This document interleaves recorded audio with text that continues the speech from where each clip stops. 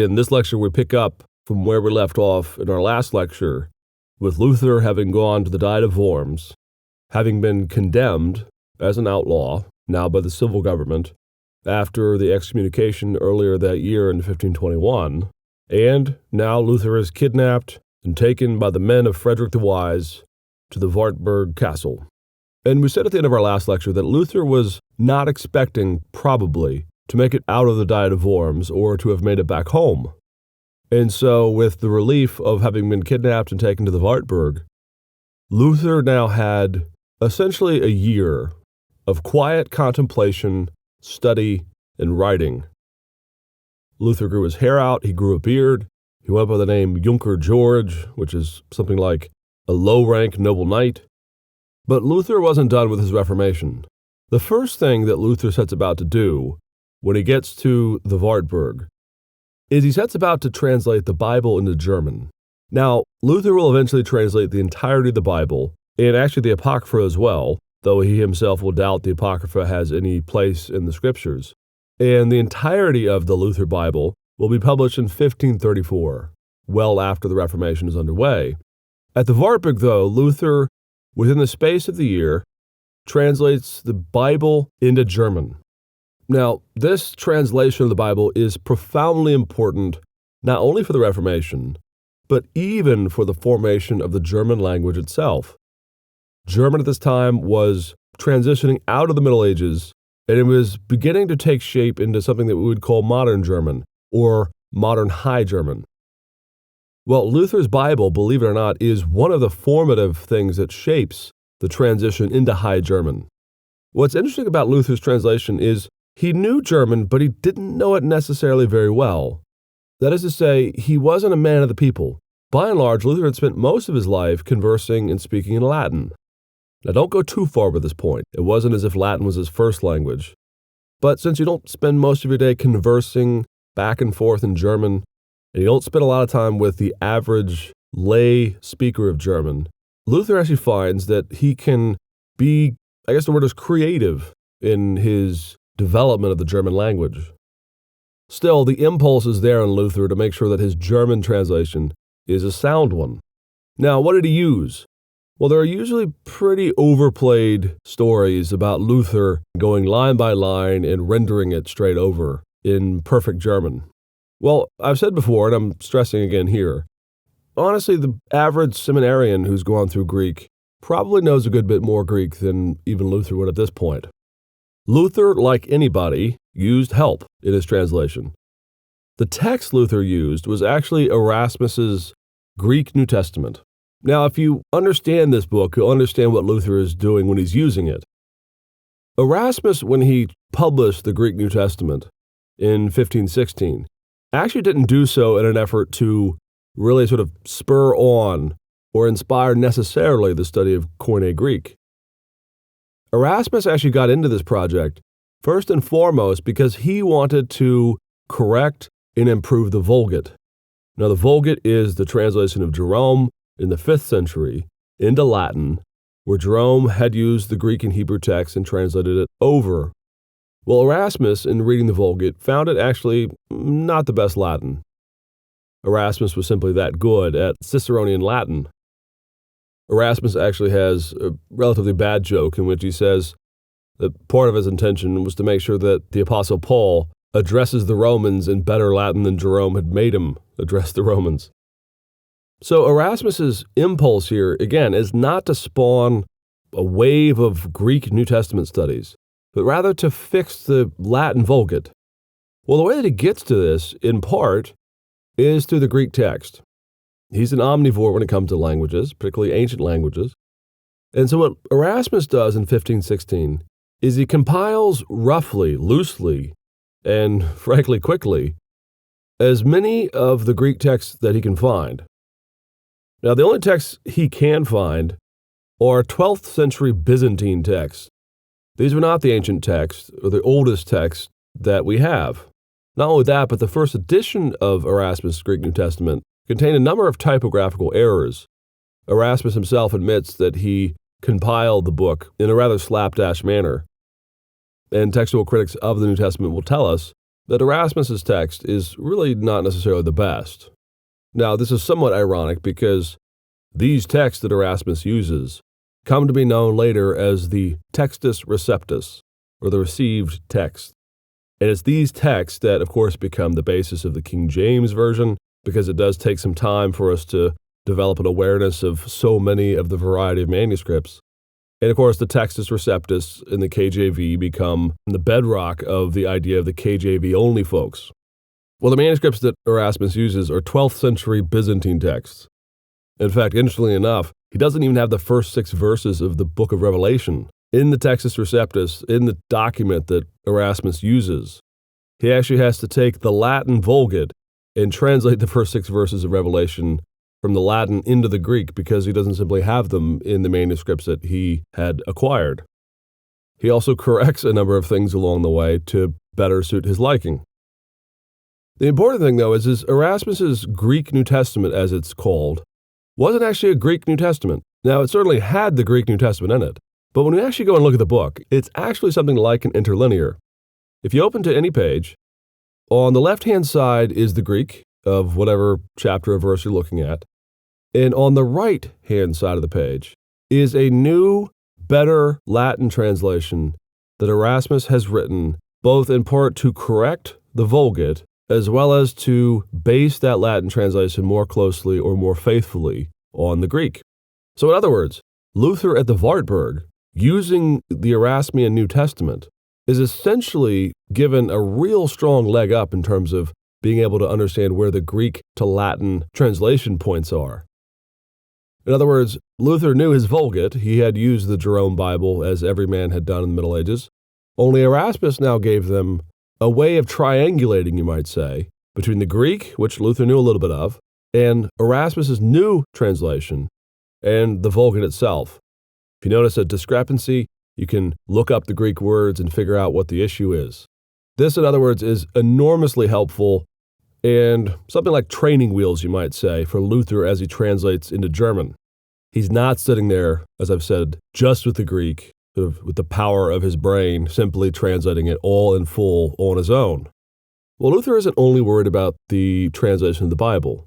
While at the Wartburg, Luther also sends out a number of texts that sort of become programmatic or sloganeering documents, you might say, of where Luther intends the Reformation to take the church.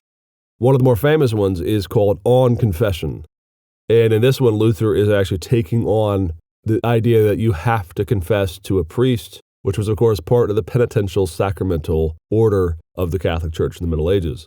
In that document, Luther says, actually, that every Christian is a confessor, which is, frankly, as close as Luther's ever going to get to saying anything like the priesthood of all believers.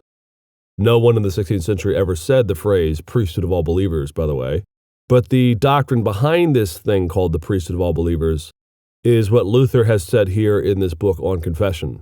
You see, the priesthood of all believers has actually nothing per se to do with ordination. The priesthood of all believers is not a claim that priesthood or pastoring or ordination is now irrelevant, or that we're all somehow our own little popes that interpret the scriptures or come up with our own meaning, all these kinds of things. Rather, what Luther says here is that this idea of being a confessor to one another, again, what we would call the priesthood of all believers, is that we don't have to go to a priest or a pastor to confess. That as 1 Peter says, we are a holy priesthood, a chosen nation, we the church. And so therefore, if my brother or my sister comes to me and they confess their sins, or if I go to them, as the body of Christ, we can lift one another up. We can, in a medieval way of talking about it, hear one another's confessions. Because that confession is no longer tied to penance and works and merit, but rather repentance and the life of the Christian in the context of the church. Luther also sends a letter, an open letter that was published, that went around to monasteries and nunneries, letting them know that now that the Pope has been exposed, and now that the Catholic Church has sort of shown its stripes, that those who were unwilling participants in the monastic order, those who had qualms about this, could now be freed, can be considered freed of their monastic vows. Now, he doesn't tell all of them they have to come out, but rather he says, if you desire to come out, you don't have to keep this vow anymore. This is no longer the best life for the Christian. All life is sacred, all callings are sacred. You do not have to stay in the monastery working out your salvation. Now, by and large, a significant number of monastics came out of the monasteries in Germany. It would seem, in fact, that Luther, after the Diet of Worms, has simply become a lightning rod for all discontented Catholics who desire for a different expression of their Christian faith. Now, not everyone saw Luther as the apostle of the Reformation, even in Germany. And what arose while Luther was in the Wartburg were a couple of impulses in Germany that really convulsed the Reformation and put it on rocky soil from really the very beginning. And that is, there were a number of folks who felt that Luther wasn't radical enough, or at least over time they come to the conclusion that Luther isn't radical enough. There are also a number of people who are not content merely to reform the church and reform ministry and reform Christian life, but they also want to inject a great deal of apocalypticism into their understanding of Protestantism. Now, historians have spent a lot of time trying to piece these folks together to understand their teachings. The problem with really understanding all these groups is twofold. One, in the past, historians tended to kind of paint everyone as the same brush, either Anabaptists in general or as part of the radical Reformation overall. And what that tends to do is it gives us tunnel vision, and we think that everyone kind of fits into this one category, even though a variety of people might be quite different. The other thing is at times we don't necessarily always know what they were teaching, saying, or doing, or even what their impulse might have been whenever they went into rebellion. Well, in the case of Luther, in Wittenberg, of course, there was Luther's good friend Andreas Karlstadt. Well, at some point during the course of the Reformation, some sort of screw went loose in Karlstadt's brain, at least according to Luther. You see, Karlstadt really became disenfranchised with the order of the church as a result of the Reformation. That is to say, in 21st century language, he got burnt out on organized religion. And Karlstadt actually meets up with a man who comes to Wittenberg by the name of Gabriel Zwilling. And Zwilling is one of these apocalyptic type folks. He wants to radicalize the Reformation. And Karlstadt buys into this. And what they begin to preach and teach in the city of Wittenberg, now with Luther gone, is that there needs to be more radical measures taken to cast down the old structures of Catholicism. And one of the big ones that they undertook was something called Iconoclasm, which is you go into churches and you break statues, you destroy art, you destroy anything that would be considered idolatrous. Now, this is important because this happens in January of 1522. And when Luther hears about this, he goes crazy. He loses his mind out of frustration and anger. He actually writes a letter in which he says that Satan has entered my sheepfold. And it's this problem of the apocalypticism of Zwilling and Andreas Karlstadt that brings Luther once and for all out of the Wartburg into Wittenberg. And in March of that year, Luther returns to the city. Luther preaches a series of sermons in which he affirms his relative doctrinal affiliation and similarity with Karlstadt. He affirms him somewhat, but then he says that the Reformation in his city won't go like they're doing it, that they will not be radical here. Now, Andreas Karlstadt and Zwilling repent a little bit. Zwilling in particular repents entirely and kind of caves under, knuckles under to the Lutheran Reformation. Karlstadt repents a little bit, but he still seems to be a bit bent out of shape by this. Reports about Karlstadt are that he walked around in peasant's clothes. He liked people to call him Brother Andreas, didn't want to go by Dr. Karlstadt or anything else. And he sort of acts a bit kooky. And eventually, he gets a call to a pastorate in Orlamunda. And it's very compelling and very interesting because he goes to this city and he becomes a pastor, and he begins to enact a number of what we would call radical reforms in the city. The congregation that he sets up, the church that he governs, might very well be called congregational, or in modern lingo, non-denominational. He also begins to challenge the idea of infant baptism. More radically, he says that the church should have no music and no art, because those things are obviously of the devil. And again, he begins to radicalize. After a couple years, in 1524, Luther actually begins to attack Karlstadt, his old buddy, his old partner and colleague, and he argues that Karlstadt should not be allowed to publish or preach without Luther's express consent, a comment by Luther which actually requires eventually that Karlstadt resign his post. Now, if that's not enough for Luther in Wittenberg, there's one more really serious uprising in Germany that puts the Reformation on the horns of a dilemma, and that is the actions of Thomas Müntzer in the German Peasant Revolt.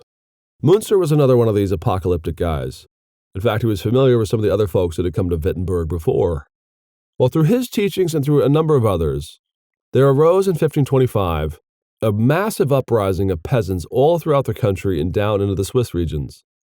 Now, these were peasants, they were the low classes, they had no military prowess or any arms that they could marshal or equip themselves with to really do any serious battle. And even if they did have these things, they didn't really know how to use them very well, they weren't trained. Well, these peasants went to war in part because they believed that there needed to be a radical revolution in society, not just in the church. They wanted the overthrow of the entire order of what was left over from the feudal era, and they believed they wanted everything held in common, meaning a certain form of socialism. Luther, over the course of these uprisings, wrote a number of tracts, but by far the most inflammatory was one that Luther entitled Against the Murdering, Thieving Hordes of Peasants. And this is really where you see Luther not at his best. In fact, it's really quite heinous what he says here. He actually argues that anyone who finds these peasants who are uprising should just sort of feel free to kill them. And he argues that nothing can be more poisonous, hurtful, or satanic than a rebel. Now, in later lectures, we're going to have a lot to say about Luther and politics in the two kingdoms. But here is an application of Luther's early view, which is that Protestants don't rebel, that being violent means that you should be killed as quickly as possible, and that very likely you are going straight to hell for having rebelled. Okay, moving on and setting aside the issue of Luther and rebellion and his comments about the Peasants' War, we can say two more things about the shaping of Luther's Reformation here in the middle point of the 1520s that are vital to understand in terms of Luther's impact culturally and theologically. The first is Luther's marriage. As we said in previous lectures about the medieval background, it was scandalous to believe that a pastor or a priest could be a married man. They were to be holy, and in this day and age, prior to Luther, holiness was in part due to the person's willingness to cut themselves off from the things of this world. And one of the big ones that you would cut yourself off from was the right to marry. Well, it goes without saying that Luther, now the reformer, 4 years on from the Diet of Worms, for him to marry is one of the most dramatic cultural and sociological and frankly even theological changes that Luther can bring to the post-Reformation world. Most Protestants and evangelicals today actually have a bit of the opposite of what it was experienced in the Middle Ages. Most of us are unable to think of pastors who are not married. Well, it would be only slightly hyperbolic to say that Luther symbolically broke through this wall and married, and that everything that flows after that, all of the Protestant discussion of married pastors in the family life, is based, at least in part, if not significantly, on Luther's willingness to take this step. Luther, even in his own self-identification as the man who began the Reformation, knew that marriage was something that he should do in order to symbolize his break with the past. Well, the woman he married was Katie von Bora, or Katharina von Bora, or Catherine von Bora, depends on how modern English speakers render the name. Luther referred to her personally as my Katie, so I've chosen to call her Katie von Bora. Well, on June 13, 1525, Luther married her, and Katie was actually a former nun. She had been a nun in a German monastery, and she had been snuck out through these fish barrels as a result of Luther's proclamation and evisceration of the order of the monasteries. And having nowhere else to go, Katie and a number of other nuns who left the monastery arrived in Wittenberg. Now, Katie has gone down in history as one of the great women of the Reformation, if not of church history. She was plucky, she was spunky, she was smart. She had all of these amazing qualities and attributes to her. In fact, one of the great chagrins of most historians is that we don't really know a great deal about her from either her own words or really more than what Luther tells us about her. But it is telling, I think, of Luther's personality that so highly did he speak of his wife in just about any context, private letters, offhand comments, and even formal things that he said about her in his writings, Luther always spoke enormously highly of her. In fact, to this day, in the typical Lutheran calendar, there is a feast celebrating Katie von Bora on December 20th every year. Well, by and large, Luther and Katie had an extraordinarily complex and interesting, and I hasten to use the word, wonderful marriage. They had 6 children together, and they adopted 4 orphans. There are often scenes depicting in art Luther playing music and his children and his wife sitting around them.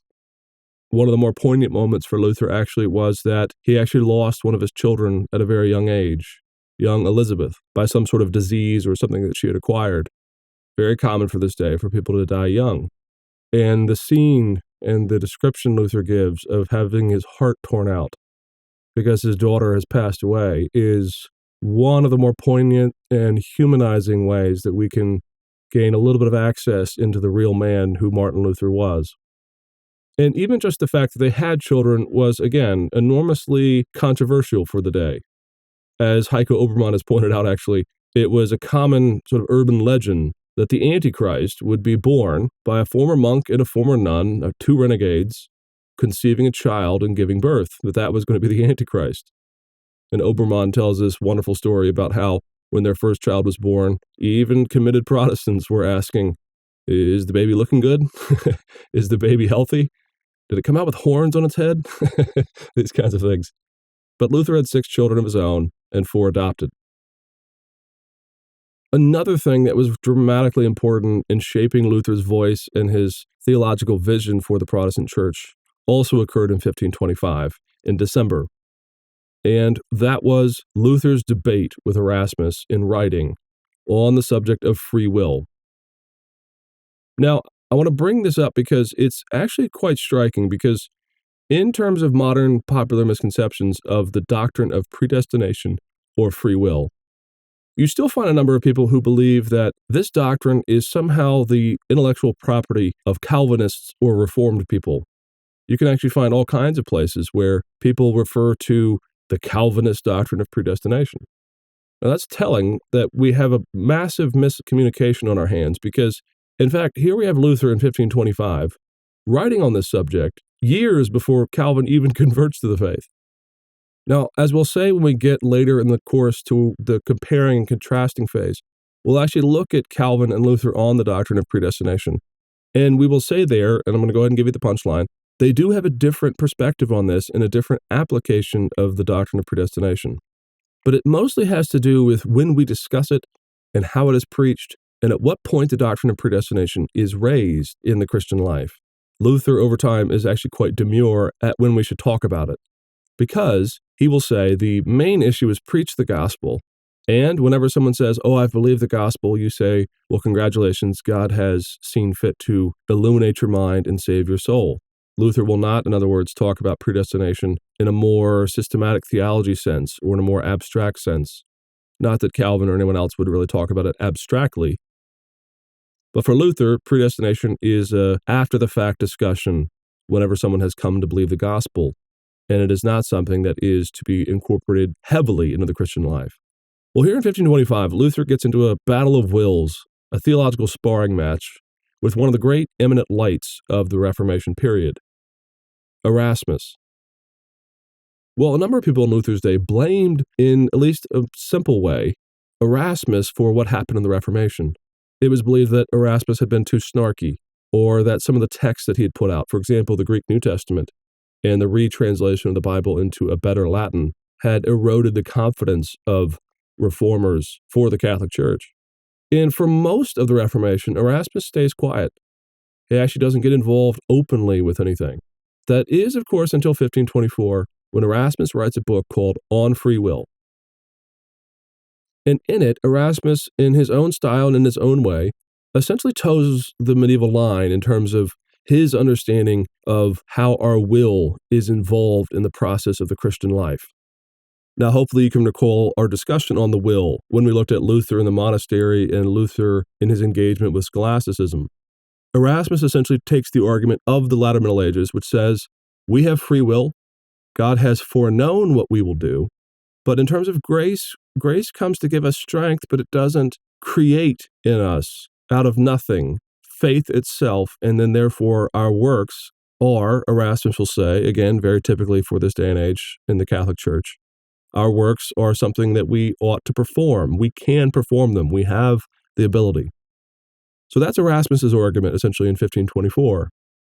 Well, in December of 1525, Luther comes out swinging on this issue. In fact, anyone who reads The Bondage of the Will is usually struck by the forcefulness that Luther argues his case. Well, what is Luther's argument? Well, we've already seen that Luther is negative. He's pessimistic. He's very, very unwilling to discuss the ability of our will to perform good works in keeping with our salvation. But let's do just a quick synopsis of this in terms of systematic theology. In the Reformation, the discussion of the freedom of the will in this case, and the subject of predestination, as it's called, is not first and foremost a discussion of whether or not God has allowed something like, let's say, 9/11 to occur. In traditional categories, in traditional discussions, the subject of whether or not God causes all things to come to pass, things that are tragedies, for example, is not discussed under the heading of predestination. Rather, that subject is handled under a different name, theodicy, which in more popular language we say is the problem of evil. How can a good God allow all things to come to pass? In this case, in the Reformation, the discussion of the freedom or the bondage of the will, and by extension predestination, is a discussion on our ability prior to conversion and our will's ability to perform good works on their own power and strength. In other words, I always tell students, it's a question of who moves first, God or us. And again, that's overly simplistic, but it puts the situation in more of a stark contrast, which is where Erasmus and Luther take it. Erasmus essentially says, we move first, we are able to act, and God cooperates with us, or more accurately, we cooperate with God in terms of the grace that he allows us to have. Well, not surprisingly, given all the backstory that we've told thus far, Luther finds this abhorrent. He does not believe, at this point, and all the way back to his Reformation breakthrough, that our wills have the ability to do anything apart from grace. Our wills, in other words, are dead in their trespasses. And, to put it bluntly, dead men don't make choices. For Luther, the dead will must be resurrected, and that it must be carried along by God. And therefore, he'll say, since our will was dead, it was in bondage, it was unable to choose God ultimately or in any real capacity, then all that comes after salvation can be said to be given a gift of the Holy Spirit. Now, he doesn't mean that we're robots. Rather, I tell people it's a bit like the way we understand that we have the gift of life. In fact, that's probably the best analogy entirely. Just as we were given the gift of life, just as God gave us our lives, he gave us our souls, he gave us our bodies, he gave us life. And yet we speak so effortlessly that it's our life. We don't feel that somehow, simply because life was a gift to us, that we are simply robots, and that if life is given to me, well, then it's not my life. I have to somehow own it myself. This is really more where Luther's coming from. He's saying our wills were regenerated. Now, that word actually, in the original etymology of it, means that it was resurrected. There was a Genesis moment where our dead wills were given life. And the Spirit is therefore equipping and nurturing and sanctifying us all along the way. And Luther will say, prior to that, our wills are in bondage. They are unable on their own to free themselves. They always choose narcissistically sinful behaviors. Now, not utterly so. Luther's not saying we're all little baby Hitlers running around. But what he's saying is that when it comes to choosing God, left to our own devices, our wills are dead and unable to choose him. Now, one thing to say before we conclude this, some allege, particularly those who are in later Lutheran circles, that Luther really didn't mean this book, that it wasn't his best work.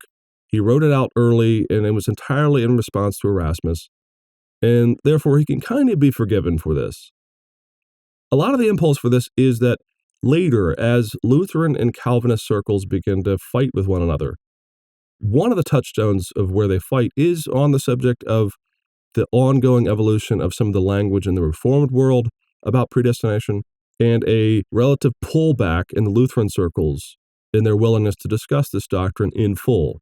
at least outside of the context of post-regeneration, post-justification. And so over time, people began to allege that Luther didn't really mean what he said here. Actually, all the way till the day he died, he actually refers to this as his most important and his best book. In 1537, not long before his death, when he looks back on all of his writings, he actually at that time refers to this book as his best book. But you have to understand why Luther would say that and what he means. For Luther, the freedom of the will is synonymous with medieval monastic virtues and sanctification and penance. So of course he's going to say that a book that challenges that and he thinks destroys the doctrine of the freedom of the will is his best book because it clarifies that his Reformation breakthrough means that God saves us and that we contributed nothing to our salvation. Okay, that's it. Next, we're going to look at some of the political problems of Lutheranism in the 1520s, how it very nearly crashed and burned, and then we're going to look at Luther and Zwingli and their good fight at the colloquy of Marburg.